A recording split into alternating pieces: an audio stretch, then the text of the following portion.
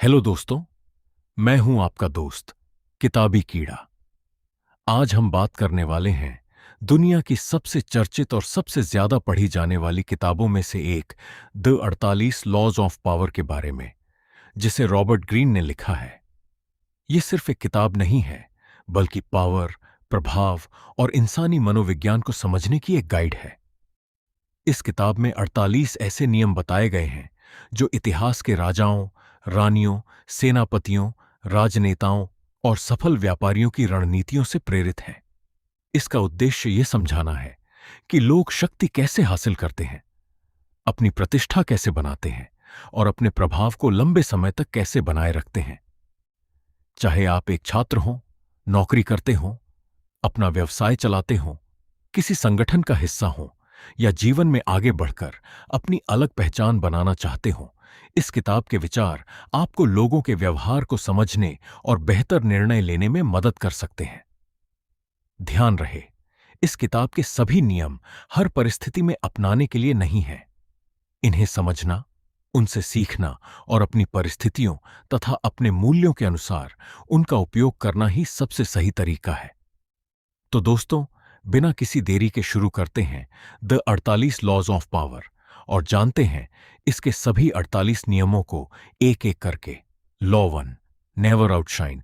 The master green का पहला law यह कहता है कि वर्क, बिजनेस या ऑर्गेनाइजेशन में जो आपसे सीनियर या सुपीरियर हैं, उन्हें कभी भी ऐसा फील नहीं होना चाहिए कि आप उनसे बेहतर हैं।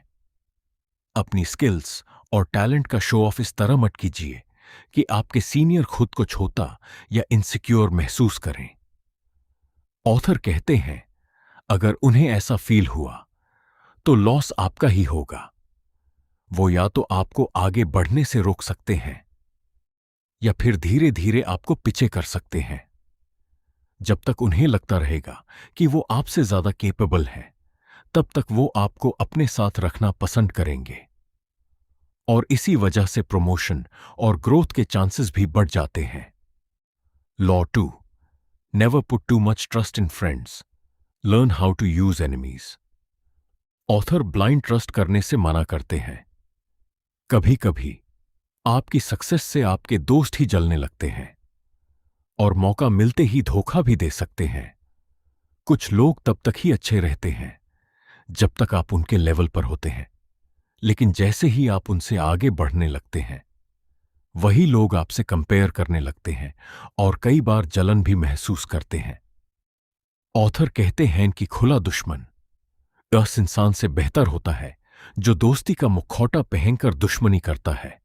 कम से कम एक दुश्मन की नीयत आपको पता होती है, और अगर वह आपका ट्रस्ट जीतना चाहता है तो उसके लिए उसे ज्यादा मेहनत करनी पड़ती है। Law 3, conceal your intentions. अपने मन के विचार, अपने प्लान्स और अपने ड्रीम्स हर किसी के साथ शेयर मत कीजिए। लोग आपके एक्शंस देखकर कुछ अंदाजा जरूर लगा सकते हैं, लेकिन उन्हें अपनी पूरी स्ट्रैटेजी कभी मत बताइए।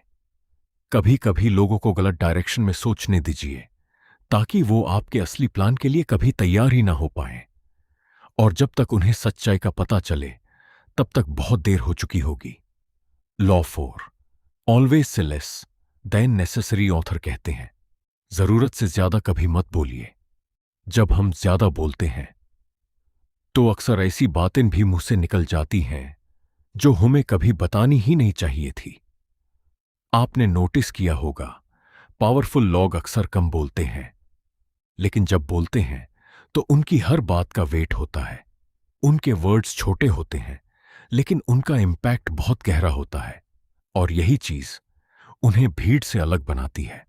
Law 5, so much depends on reputation, guard it with your life. Is law का मतलब है आपकी रेप्यूटेशन पर बहुत कुछ डिपेंड करता है, इसलिए उसकी हिफाजत अपनी जान की तरह कीजिए। ऑथर कहते हैं, दुनिया में लोग पहले आपकी इमेज देखते हैं, उसके बाद आपका कैरेक्टर।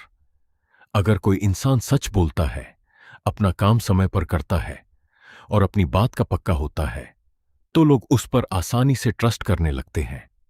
यही उसकी रेप्यूटेशन होती है, और यही रेप्यूटेशन उसके करियर, बिजनेस और रिलेशनशिप्स में नए अपॉर्चुनिटीज लेकर आती है। लेकिन एक बार नाम खराब हो जाए तो वही इज्जत दोबारा पाना बहुत मुश्किल हो जाता है। इसलिए अपनी रेपुटेशन को कभी भी हल्की चीज मत समझिए, क्योंकि कई बार आपका नाम ही आपकी सबसे बड़ी ताकत बन जाता है। अब बात करते हैं law 6, court attention at all costs. दुनिया में अक्सर वही लोग आगे बढ़ते हैं जो लोगों की नज़र में आते हैं। अगर लोग आपको नोटिस ही नहीं करेंगे तो आपकी मेहनत की वैल्यू भी नहीं समझ पाएंगे, चाहे आप कितनी भी मेहनत क्यों ना कर रहे हो। अगर आप इनविजिबल हो तो दुनिया भी आपको इग्नोर कर देगी। सिर्फ अच्छा काम करना ही काफी नहीं होता, अपनी एक अलग पहचान भी बनानी पड़ती है। ऐसी पहचान जिसे लोग याद रखें। मान लीजिए 2 लोग YouTube पर सेम टॉपिक पर वीडियो अपलोड करते हैं। पहला क्रिएटर सिर्फ वीडियो अपलोड करता है, जबकि दूसरा क्रिएटर एक अट्रैक्टिव थंबनेल, अच्छी एडिटिंग और थोड़ी सी यूनिकनेस के साथ वीडियो अपलोड करता है। अब सोचिए, आप किस वीडियो पर पहले क्लिक करेंगे? जाहिर सी बात है, जो पहले आपका अटेंशन ग्रैब करेगी। और यही इस लॉ का सबसे बड़ा लेसन है। अब आते हैं law 7, get others to do work for you but always take the credit. इस लॉ का मतलब यह नहीं है कि किसी और की मेहनत का क्रेडिट छीन लो, बल्कि इसका मतलब है दूसरों के नॉलेज और स्किल्स का स्मार्ट तरीके से यूज करना। हर काम खुद करने की कोशिश मत कीजिए। अगर आपके पास टैलेंटेड लोग हैं तो उन्हें उनकी स्ट्रेंथ के हिसाब से काम दीजिए और खुद पूरी टीम को सही डायरेक्शन दीजिए।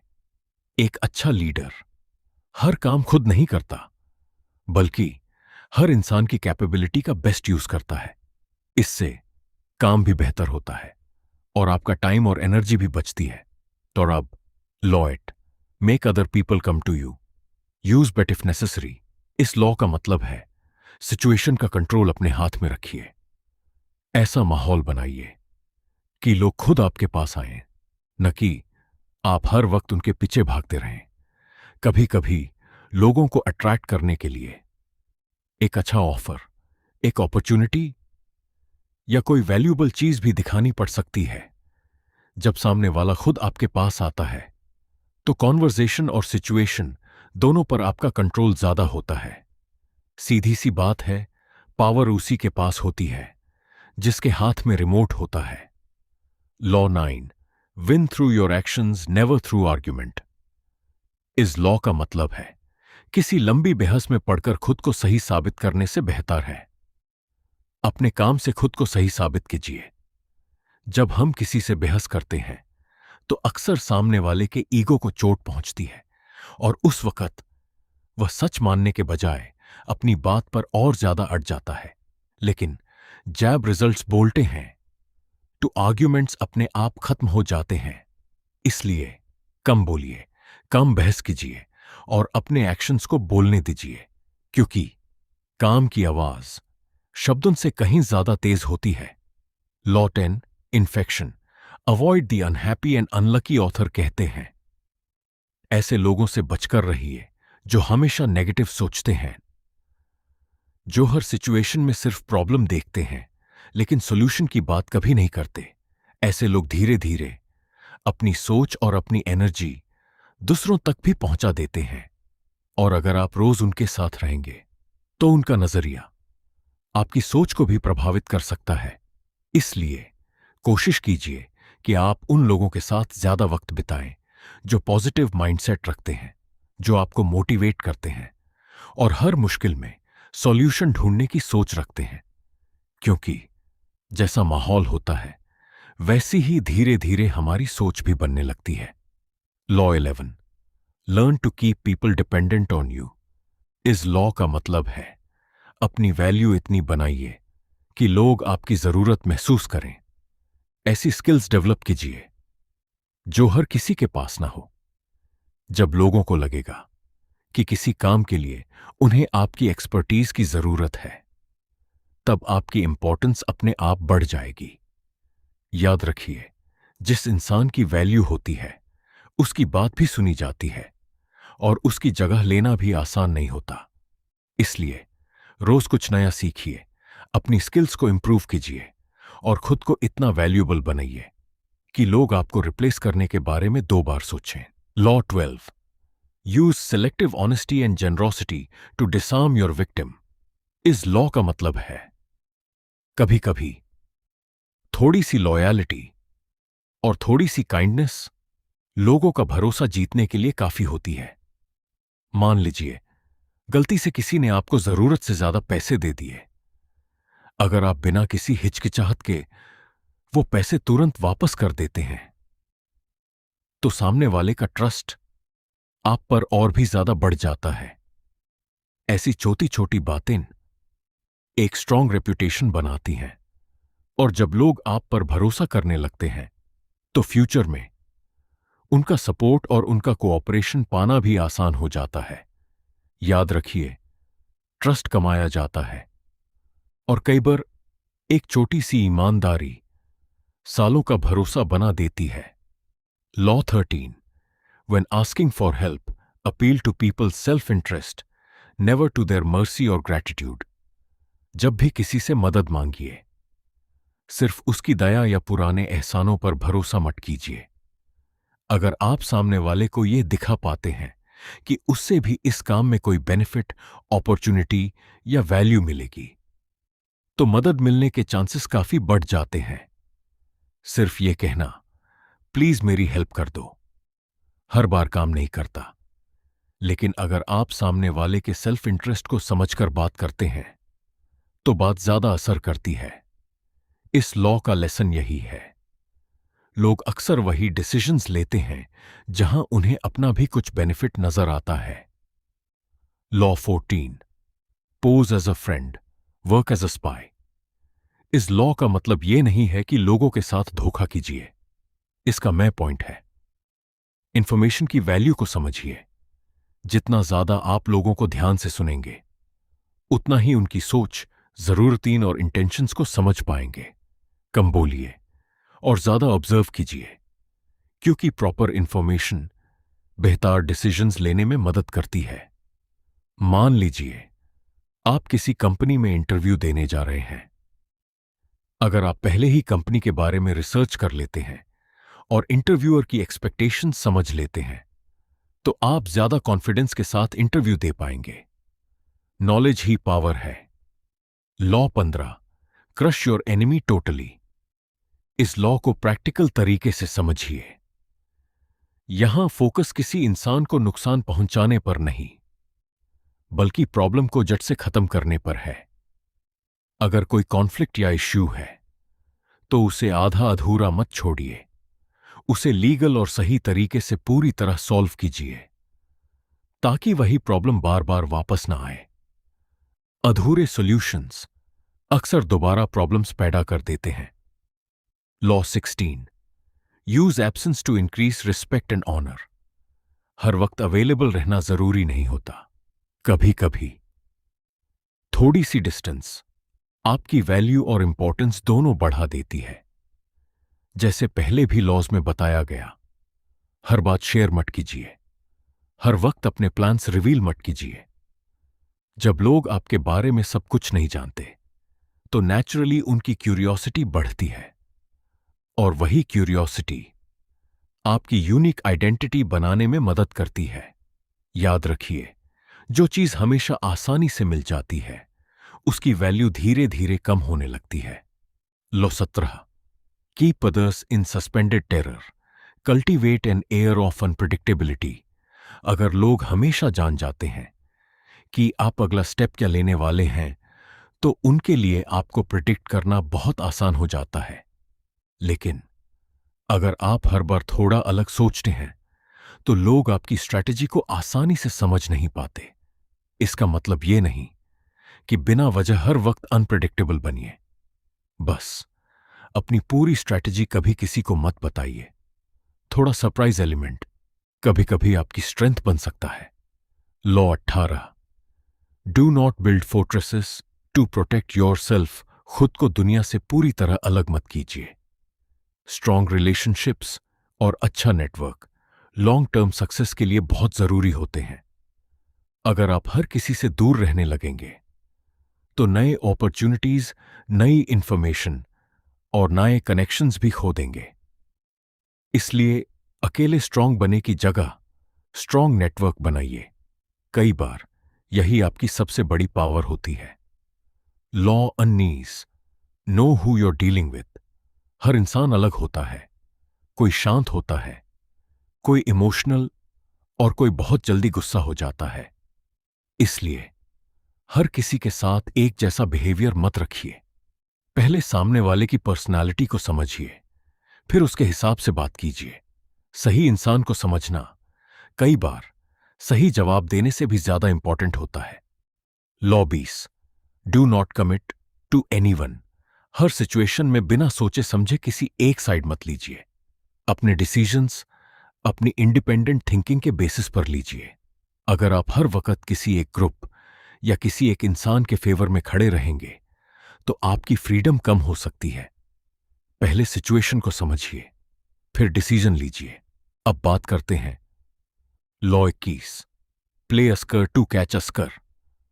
हर वक्त यह प्रूव करने की जरूरत नहीं कि आप सबसे इंटेलिजेंट हैं। कभी कभी अपनी पूरी नॉलेज और कैपेबिलिटी तुरंत दिखाना भी समझदारी नहीं होती। शांत रहिए, ऑब्जर्व कीजिए और सही वक्त का इंतजार कीजिए। कई बार जब लोग आपको अंडर एस्टिमेट करते हैं, तब आपके पास उन्हें सरप्राइज करने का सबसे बड़ा मौका होता है। याद रखिए, ओवर कॉन्फिडेंस से बेहतर है साइलेंट कॉन्फिडेंस। अगला लॉ हमें बताता है, लॉ 22, यूज्ड सरेंडर टैक्टिक। हर लड़ाई तुरंत लड़ना जरूरी नहीं होता। अगर किसी सिचुएशन में सीधा टकराव आपको ज्यादा नुकसान पहुंचाने वाला हो, तो कभी कभी एक स्टेप पीछे हटना ही सबसे समझदारी भरा डिसीजन होता है। यह हार मानना नहीं है, बल्कि सही वक्त का इंतजार करना है, क्योंकि हर जीत ताकत से नहीं, समय और पेशेंस से भी मिलती है।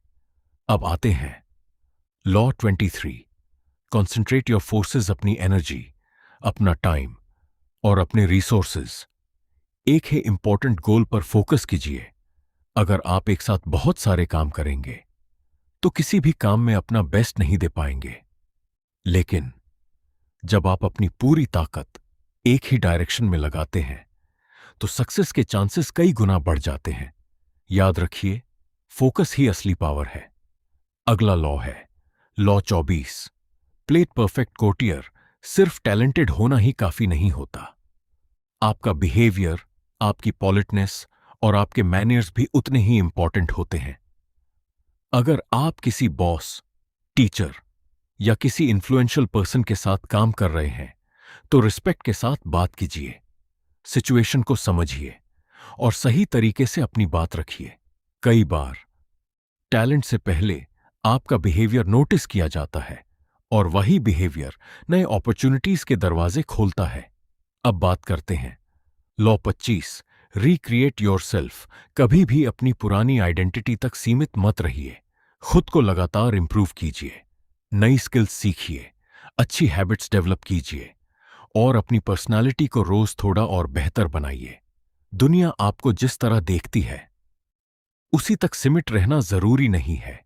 आप अपनी एक नई पहचान खुद बना सकते हैं। याद रखिए, ग्रोथ कभी रुकनी नहीं चाहिए।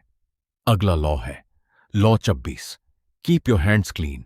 ऐसा बिहेवियर रखिए कि लोग आपको ऑनेस्ट, फेयर और ट्रस्टवर्दी समझें। अपनी गलतियों की जिम्मेदारी लीजिए, लेकिन बिना वजह के डिस्प्यूट्स और गलत कामों से जितना हो सके दूर रहिए। मान लीजिए ऑफिस या कॉलेज में कोई झगड़ा चल रहा है, हर बार उसका हिस्सा बनने के बजाय अपने काम पर फोकस करना ही ज्यादा समझदारी है। एक क्लीन इमेज हमेशा लंबी रेस में काम आती है। अब आते हैं law 27, play on people's need to believe. हर इंसान किसी न किसी पर्पस, किसी विजन या किसी बड़े गोल से जुड़ना चाहता है। अगर आप किसी को इंस्पायर करना चाहते हैं तो सिर्फ इंस्ट्रक्शंस मत दीजिए, उन्हें एक क्लियर पर्पस भी दिखाइए। जैसे एक अच्छा टीचर सिर्फ पढ़ाता नहीं, बल्कि स्टूडेंट्स को उनके फ्यूचर का विजन भी दिखाता है और वही विजन उन्हें मेहनत करने के लिए मोटिवेट करता है।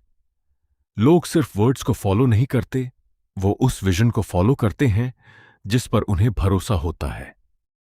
Law 28, enter action with boldness. अगर आपने किसी काम की अच्छी तैयारी कर ली है तो बार बार डाउट करने में अपना वक्त बर्बाद मत कीजिए। डर और हेसिटेशन अक्सर अच्छे अपॉर्चुनिटीज को भी हाथ से निकाल देते हैं। इसलिए प्रिपरेशन के बाद कॉन्फिडेंस के साथ एक्शन लीजिए, क्योंकि दुनिया में कई बार मौके उन्हीं लोगों को मिलते हैं जो सही वक्त पर हिम्मत के साथ पहला कदम उठाते हैं। याद रखिए, पावर सिर्फ नॉलेज से नहीं मिलती, उस नॉलेज पर एक्शन लेने की हिम्मत से मिलती है। तो दोस्तों, द 48 लॉज ऑफ पावर किताब के पहले 28 नियम यहीं खत्म होते हैं। बाकी के नियम हम अगले पार्ट में जानेंगे। अगर आपको ये वीडियो पसंद आई और इससे कुछ नया सीखने को मिला तो वीडियो को लाइक, शेयर और चैनल को सब्सक्राइब जरूर कीजिए। आपका एक एक सपोर्ट हमें ऐसी ही वैल्यूएबल वीडियो बनाने के लिए मोटिवेट करता है। मिलते हैं अगले पार्ट में। तब तक सीखते रहिए और आगे बढ़ते रहिए।